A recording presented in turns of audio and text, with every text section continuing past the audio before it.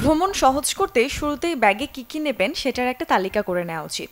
সম্ভব হলে ব্যাগে প্রতিটি জিনিস ঢোকানোর পর একবার করে মিলিয়ে নিন। সবার আগে যাত্রাপথের টিকিট ব্যাগের ওপরের দিকের কোনো পকেটে রাখুন, যেন প্রয়োজনের সময় খুব সহজেই তা বের করা যায়। দেশের ভেতর কোথাও ঘুরতে গেলে জাতীয় পরিচয়পত্র সঙ্গে নিতে ভুলবেন না। শিক্ষার্থীরা নিজ নিজ শিক্ষা প্রতিষ্ঠানের ছবিযুক্ত পরিচয়পত্র সাথে রাখতে পারেন। আর দেশের বাইরে ভ্রমণের ক্ষেত্রে পাসপোর্ট এবং জাতীয় পরিচয়পত্র দুটোই লাগবে। একইভাবে টাকা পয়সাও নিরাপদভাবে সঙ্গে নিন।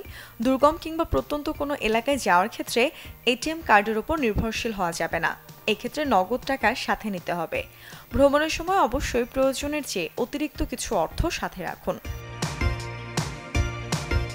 গন্তব্যস্থলের আবহাওয়া অনুযায়ী প্রয়োজনীয় জামাকাপড় ব্যাগে ভরে নিন। এর পাশাপাশি হালকা ওজনের প্লাস্টিক বা রাবারের হাওয়াই চপ্পলও নিয়ে নিন। যদি নিয়মিত কোনো ওষুধ খেতে হয় তাহলে বাড়তি 2-3 দিনের হিসাব করে ওই ওষুধ ব্যাগে রাখুন।